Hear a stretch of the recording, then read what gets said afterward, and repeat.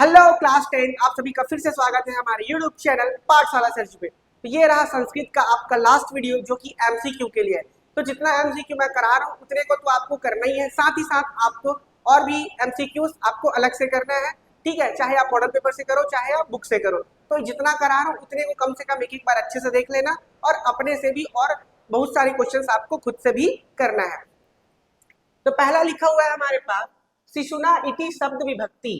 तो जो शिशुना है उसमें कौन सी विभक्ति है? तो इसका आंसर आएगा आपका सी, तृतीया विभक्ति है, क्योंकि इसमें ना क्या है, ना प्रत्यय लगा है। ठीक है, तो ना प्रत्यय किसको डिनोट करता है? आपका तृतीय विभक्ति को। अध अध मम जन्म दिवस अस्ति इति वाक्य अवयव। इसमें अवयव शब्द कौन सा है? तो अवयव शब्द कौन सा है? अध। अध मतलब क्या होता है? अब या भी बोल सकते हैं आज। ठीक है, तो ऐसे शब्द क्या है, समय और स्थान के साथ बदलते नहीं है, उसको हम लोग क्या बोलते हैं? अवयव। ठीक है, तीसरा नंबर है शीतलता इति शब्द प्रत्यय अस्ति। तो शीतलता शब्द में कौन सा प्रत्यय है? तो इसमें है आपका तल प्रत्यय। ऑप्शन नंबर सी क्या होगा? Right answer. चौथा नंबर है तीर्थगढ़ प्रपातम वर्तते। तो तीर्थगढ़, ठीक है, तीर्थगढ़ है वो कौन से? तीर्थगढ़ जो है जलप्रपात कहाँ है? तो आपका बस्तर है, कांकेर दिया है, धमतरी दिया है, जसपुर। तो ये आप सभी को पता होगा बस्तर में है। जांजगीर बिलसाए दंतवान। जो जांजगीर है ना, जांजगीर बिलसाए, उसने दान में दिया था। तो कौन है जिसने दान में दिया था? तो आपका ऑप्शन नंबर एक कल्याण साय। ये क्या है? इतिहास का, इतिहास के क्वेश्चन है, इतिहास से प्रेरित है कि इतिहास में दिया है कि जांजगीर बिलासपुर को किसमें दिया था? कल्याण साय ने दान में दिया हुआ था। अब आते हैं क्वेश्चन नंबर 6 पे। लिखा हुआ है प्राणभ्यो प्रिय। प्राण से भी ज्यादा क्या प्रिय है? तो इसमें आएगा हृदय। ये किसकी बात कर रहे हैं? मित्र की बात कर रहे हैं। बंकिम चंद्र आसित। बंकिम चंद्र क्या थे? तो बंकिम चंद्र एक न्यायाधीश थे, जज के रूप में क्या करते थे? काम करते थे, और एक साहित्यकार भी थे। लेकिन जो इनका पेशा था, जिससे इनका रोजी रोटी चलता था, वो क्या है बोल रहे हैं? न्यायाधीश, जज का काम करते थे। आठवां है सरीति इति शब्द विभक्ति भवति। सरीति में कौन सा भक्ति है? तो आठवां नंबर आपका आएगा डी, सप्तमी विभक्ति, क्योंकि इसमें टी है ना, तो ये आपका सप्तमी विभक्ति आएगा। 9 नंबर है ग्रामम अभिता वृक्षा संति अस्मिन वाक्य अव्यय पदम अस्ति।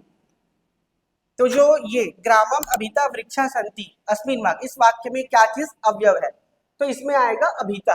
जैसे अभी इसके पहले वाले क्वेश्चन में क्या था? अध वाला, है ना। क्वेश्चन नंबर 10, अधोलिखितेषु सानच प्रत्यान कृदंत अस्ति। तो इसमें आएगा लभ माना। ये हो गए आपके 5। और अगला रहा 11 नंबर के ना सर्वत्र भवंती। क्या चीज है जो आपको सभी जगह नहीं मिलेगा? तो माणिक्य हो गया, चंदन हो गया, साधवा भक्तिमानी। लगभग सभी चीजों को ऐसा दिया, लेकिन जो मेन चीज है वो क्या है? आपका साधवा। तो जो साधु व्यक्ति या सज्जन व्यक्ति है वो आपको सभी जगह नहीं मिलेंगे, ये कीमती चीज है। ठीक है, इस वाक्य के अनुसार के न सर्वत्र भवंती। अत्यादर संकनीय इति कथनम आसीत्। जो अत्यधिक आदर है वो क्या है? संकनीय योग्य है। ठीक है, ये वचन किसके हैं? तो ये वचन है चंदन दास का। ऑप्शन नंबर बी, चंदन दासस्य।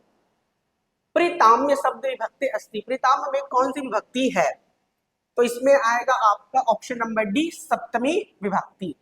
ठीक है, 14 नंबर है बालका इदानी क्रीड़ा क्षेत्र ग्रंथि। तो बालक यहाँ पर क्या खेलते हैं? क्रीड़ा करते हैं। अस्मिन वाक्य में अपयो पदव कौन सा है?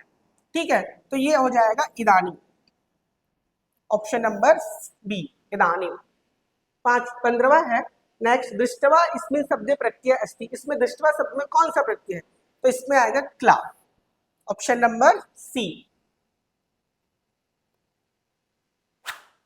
ये रहा नेक्स्ट है भोजान्ते खिदे। तो भोजन के बाद आपको क्या चीज लेना चाहिए बोल रहा है? तो दुग्ध है, तक्रम है, पया है और रसम है। तो तक्रम मतलब यहाँ पास क्या है? छाछ।